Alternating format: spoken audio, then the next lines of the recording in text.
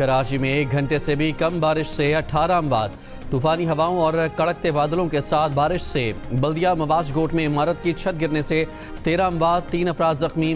लांडी और करंगी में दीवार, छत और दरख्त गिरने से 2 खवातीन समेत 4 अफराद मारे गए। यारो गोट में आसमानी बिजली गिरने से 1 शख्स चल बसा। बारिश से कई मकामात पर छतें, बिल बोर्ड्स उड़ गए, दरख्त उखड़ गए। हब रिवर रोड समेत मुख्तलिफ मकामात पर निशेबी इलाके ज़ेर-ए-आब। शहर के बड़े हिस्से में बिजली का निज़ाम भी कई घंटे दरहम बरहम। मच्छरों की बहुतात के सबब लोगों के लिए रात काटना अजाब। ईद की खरीदारी पर निकले शहरियों को भी शदीद दुश्वारी का सामना हो गया।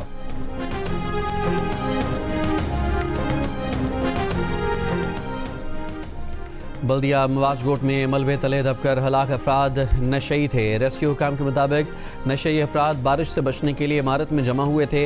वज़ीर आला सिंध का बल्दिया मवाज गोट में इमारत गिरने के वाक़े का नोटिस। ज़िले इंतज़ामिया और रेस्क्यू इदारों को फौरी कार्रवाई की हिदायत। वज़ीर दाखिला सिंध ज़ियाल अंजार, मेयर कराची मुर्तज़ा वहाब मवाज गोट पहुँच गए। वज़ीर दाखिला सिंध ने कहा कि मलबे तले दबे अफराद को निकालने के लिए तमाम वसाइल इस्तेमाल किए जाएँ। मुर्तज़ा वहाब ने कहा कि ज़ख्मियों को फौरी तिब्बी सहूलियात फराहम की जाएँ।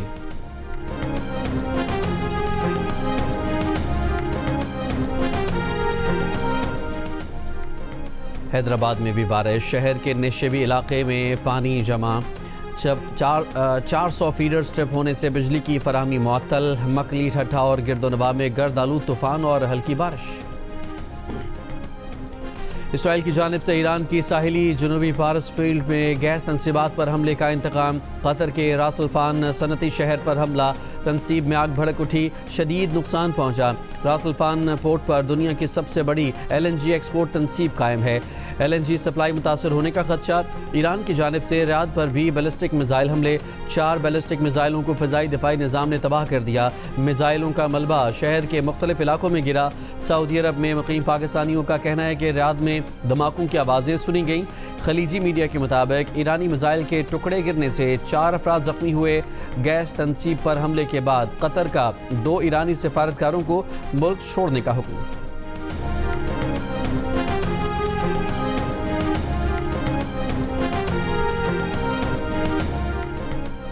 इसराइल का ईरान की साहिली जनूबी पारस फील्ड में गैस तनसीबात पर हमला। 25,000 मिलियन मकब फीट से ज़ायद ईरानी गैस की पैदावार मुअत्तल हो गई। ईरान का साउथ पारस गैस फील्ड और रिफाइनरी पर हमले का फिलफौर जवाब देने का ऐलान। खित्ते की उन तमाम तनसीबात को अपना हदफ करार दे दिया जो अमरीकी कंपनियों की मिल्कियत हैं, यहाँ उनके ज़ेरे इंतज़ाम चलाई जा रही हैं। अरब मीडिया के मुताबिक अगले चंद घंटों में सऊदी अरब, मुत्तहदा अरब अमारात और कतर की तेल और गैस तनसीबात को निशाना बनाया जा सकता है। ईरान का सऊदी अरब की समर्फ रिफाइनरी और जुबिल पेट्रोकेमिकल कॉम्प्लेक्स को निशाना बनाने का भी ऐलान। मुत्तहदा अरब अमारात की अल हसन गैस फील्ड और कतर की रास लफान रिफाइनरी और मुसाइद पेट्रोकेमिकल कॉम्प्लेक्स को भी निशाने पर रख लिया। दुनिया की सबसे बड़ी साउथ पारस फील्ड ईरान और कतर की मुश्तरका मिल्कियत है।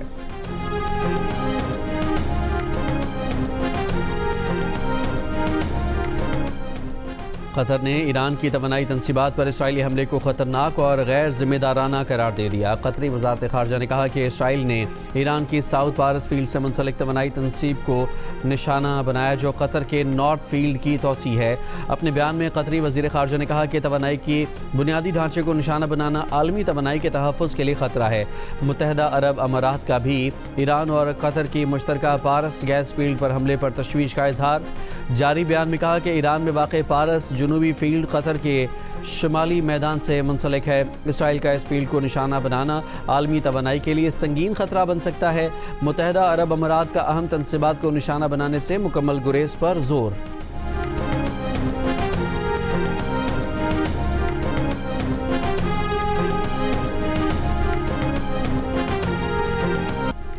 पाकिस्तान ने ऑपरेशन गज़ब लिल हक आर्जी तौर पर रोक दिया। वफाकी वज़ीर इत्तलात अताउल्लाह तारड़ का कहना है कि ऑपरेशन आज रात से 23 और 24 मार्च की दरमियानी रात तक रुका रहेगा। ईद उल फितर के एहतराम और बरादर इस्लामी ममालिक की दरख्वास्त पर कार्रवाई रोकी गई है। सऊदी अरब, तुर्की और कतर ने कार्रवाइयाँ रोकने की दरख्वास्त की थी। वज़ीर इत्तलात ने कहा कि इस दौरान सरहद पार हमला, दहशतगर्दी या ड्रोन हमला हुआ तो ऑपरेशन नई शिद्दत से दोबारा शुरू होगा। अता तारड़ ने बताया कि ऑपरेशन गज़ब लिल हक में अब तक 707 अफगान तालिबान मारे गए, 900 से ज़्यादा जख्मी हुए। अफगानिस्तान में 81 दहशतगर्द और मावन इंफ्रास्ट्रक्चर को निशाना बनाया गया। पाकिस्तान ने अफगान तालिबान रजीम के 237 टैंक, 72 बंदगाड़ियाँ और तोपें तबाह की। अफगान तालिबान रजीम की 255 चौकियों को तबाह करने का ऐलान। 44 पर कब्जा किया। 16 मार्च की रात पाक फोर्सेस ने काबुल और नंगरहार में अफगान फौजी तनसीबात को निशाना बनाया। अफगान तर्जुमान सुहेल शाहीन ने इससे पहले एक इंटरव्यू में कहा कि उनका मुल्क तहरीरी यकीन दहानी कराने को तैयार है कि अफगान सरजमीन से पाकिस्तान को नुकसान पहुँचाने वाली कार्रवाई नहीं होगी।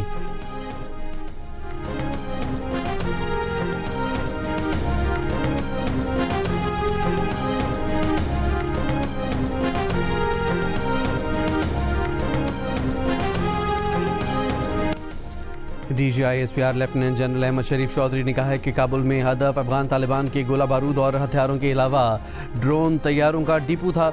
ये गोला बारूद फटने से जो धमाके हुए उन्हें पूरे शहर ने देखा।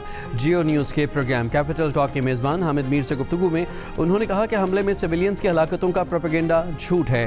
तालिबान के अक्सर जंगजू वर्दी नहीं सिविलियन लिबास पहनते हैं और तालिबान मनशियात के आदि अफराद को खुद को हमलों के लिए भी इस्तेमाल करते हैं। DGISPR ने कहा कि पाकिस्तान के खिलाफ इस्तेमाल होने वाले ड्रोन अफगान तालिबान को भारत फराहम कर रहा है। पाकिस्तान के अफगान अवाम से कोई लड़ाई नहीं, उन्हें तो खुद दहशतगर्दों ने यरगमाल बना रखा है। हम दहशतगर्दों के ठिकानों पर हमले करते हैं तो ये अपनी मलेशिया लेकर वहां पहुंच जाते हैं। हमने इनकी 81 लोकेशंस पर स्ट्राइक की हैं और ये सारे हमले दहशतगर्दों को सपोर्ट करने वाले इंफ्रास्ट्रक्चर पर किए गए। ये वो तमाम इंफ्रास्ट्रक्चर्स हैं जहां से पाकिस्तान के खिलाफ दहशतगर्दों को सपोर्ट मिल रही थी।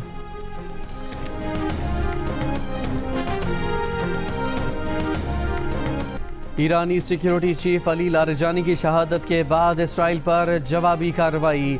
ईरान ने तल अवीव पर मिसाइलों की बारिश कर दी। इसराइली दिफाई निज़ाम आयरन डूम मिसाइल हमले रोकने में नाकाम रहा।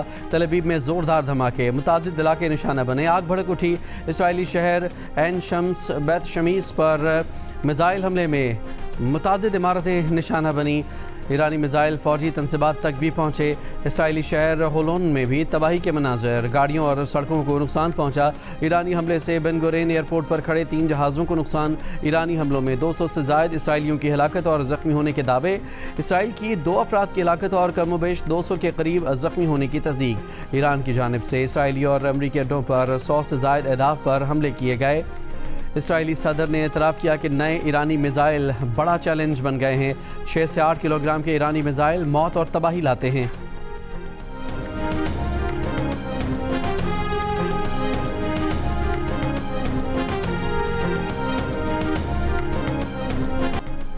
इसराइली हमले में शहीद होने वाले ईरान के सिक्योरिटी सरबरा अली लारिजानी, बसीज फोर्स के सरबरा गुलाम रज़ा सलेमानी और ईरानी बहरिया के शहदा की नमाज जनाजा अदा कर दी गई।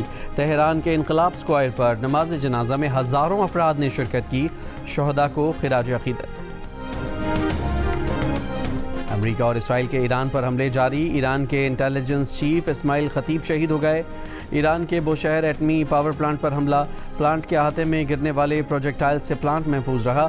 हमले का कोई रुकन ज़ख्मी नहीं हुआ। ईरान ने वाक़े से आलमी एटमी तवानाई एजेंसी को आगाह कर दिया।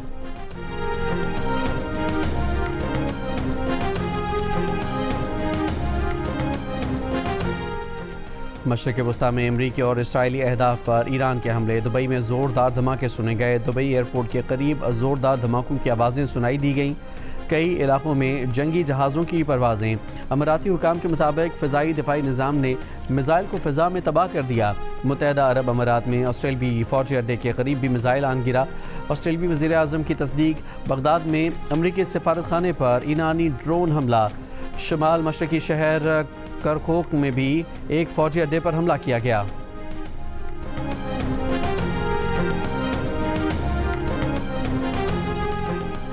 खलीजी ममालिक के शहरी इलाकों के करीब हमलों की जिम्मेदारी अमरीका पर आयद होती है। 28 फरवरी को जंग शुरू करने का इल्ज़ाम मुकम्मल तौर पर अमरीका पर आयद होता है। ईरानी वज़ीर ख़ारजा अब्बास अराग़ची का अरब टीवी को इंटरव्यू। कहा, अमरीकी अफवाज ने फ़ौजी अड्डों से निकलकर शहरी इलाकों और होटल्स में मुंतकिल होना शुरू कर दिया है, जिसके बायस ऐसे मकामात भी निशाने पर आए जो आबादी के करीब हैं। जहाँ जहाँ अमरीकी अफवाज या उनकी तनसीबात मौजूद थी उन्हें निशाना बनाया गया। मुमकिन है निशाना बनाए गए कुछ मकामात शहरी इलाकों के करीब हों।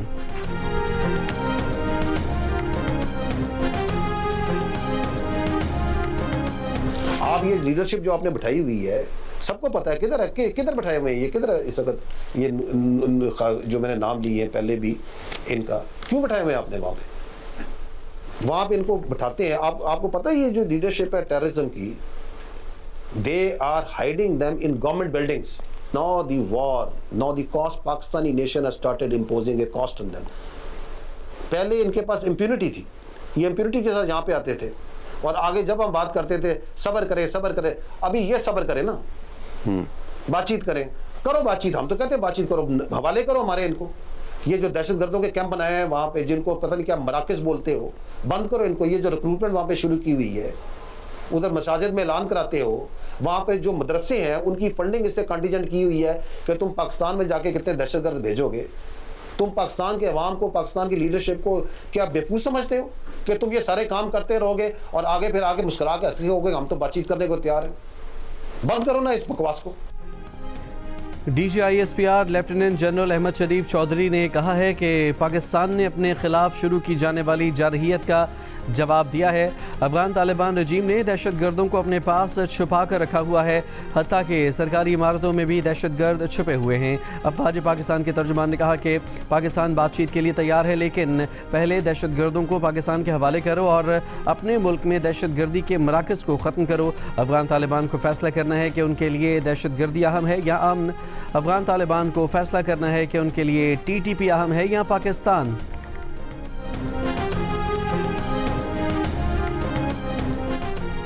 मशरिक़ वस्ता की कशीदा सूरत हाल पर सऊदी अरब में अरब और इस्लामी ममालिक के वज़राए ख़ारजा इजलास में पाकिस्तान भी शरीक होगा।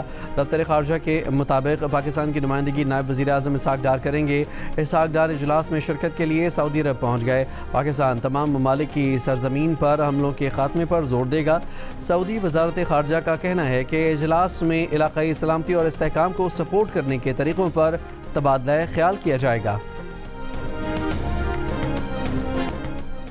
वज़ीर आज़म शहबाज शरीफ का कुवैती वली अहद से टेलीफोनिक राब्ता। वज़ीर आज़म की कुवैत पर हमलों की शदीद मज़म्मत, कीमती जानों के ज़िया पर अफसोस का इजहार किया। इख्तलाफात को मुज़ाकरात और सिफारतकारी के ज़रिए हल करने की ज़रूरत पर जोर दिया। वज़ीर आज़म ने ओमान के सुल्तान से टेलीफोनिक राब्ते में अमन, इस्तेहकाम और तामीरी बातचीत को बरकरार रखने की अहमियत पर जोर दिया। अमरीकी सेनेट की इंटेलिजेंस कमेटी में अमरीकी डायरेक्टर नेशनल इंटेलिजेंस तुलसी गबार्ड की खिंचाई। तुलसी ने पिछले साल जून में ईरान पर हमलों के बाद कहा था कि ईरान की एटमी अफजूदगी की सलाहियत बिल्कुल ख़त्म कर दी गई है। कमेटी ने पूछा कि अब वाइट हाउस ने 1 मार्च को कहा कि अमरीका ने ईरान के लाजमी एटमी ख़तरे को ख़त्म करने के लिए मुहिम शुरू की है। जब जून में ईरान की एटमी सलाहियत ख़त्म हो गई थी तो इसका ख़तरा दोबारा कैसे पैदा हो गया? तुलसी गबार्ड कई बार पूछने के बावजूद जवाब ना दे सकीं। कहा कि ये तय करना सदर का काम है कि कोई ख़तरा लाजिम है या नहीं। कमेटी के एक रुकन ने यह भी कहा कि आपने ईरान की एटमी अफजूदगी की सलाहियत ख़त्म करने का बयान अपने तहरीरी जवाब में नकल किया, मगर तकरीर में क्यों छोड़ दिया? तुलसी गबार्ड ने कहा कि ऐसा वक्त की कमी की वजह से किया।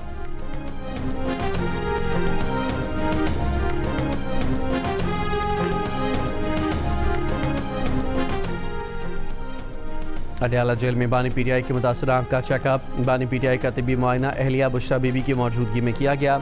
मेडिकल बोर्ड की जानिब से मुकम्मल रिपोर्ट जल्द चीफ कमिश्नर को पेश की जाएगी। इस्लामाबाद हाई कोर्ट की हिदायत पर चीफ कमिश्नर ने नया मेडिकल बोर्ड तश्कील दिया है। वफाकी वज़ीर अता तारड़ का कहना है कि बानी PTI से उनके बच्चों की फ़ोन पर बात ईद के रोज़ करा दी जाएगी। नाइकोप कार्ड्स पर पाकिस्तान आने वाले किसी वीज़े की ज़रूरत नहीं है। बानी PTI के बच्चों को पाकिस्तान में क़याम के दौरान यहाँ के क़वानीन पर मुकम्मल अमल करना होगा।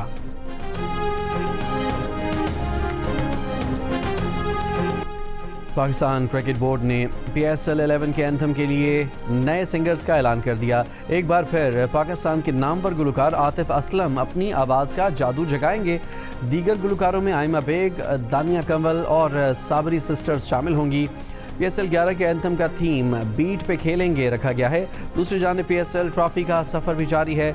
मुख्तलिफ शहरों के टूर के बाद PSL ट्रॉफी पेशावर पहुँच गई और लाहौर की सड़कों पर बुल्ला की धूम। एक्शन, ड्रामा और सनसनी से भरपूर फिल्म बुल्ला ईद उल फितर पर रिलीज़ के लिए तैयार। फिल्म में लेजेंडरी अदाकार शान का ज़बरदस्त एक्शन देखने को मिलेगा। रिलीज से पहले कास्ट का लाहौर में बस्ट और हर तरफ बुल्ला के चर्चे। बुल्ला इस ईद पर मद्दाहों को लुत्फानंदोज़ करने को तैयार।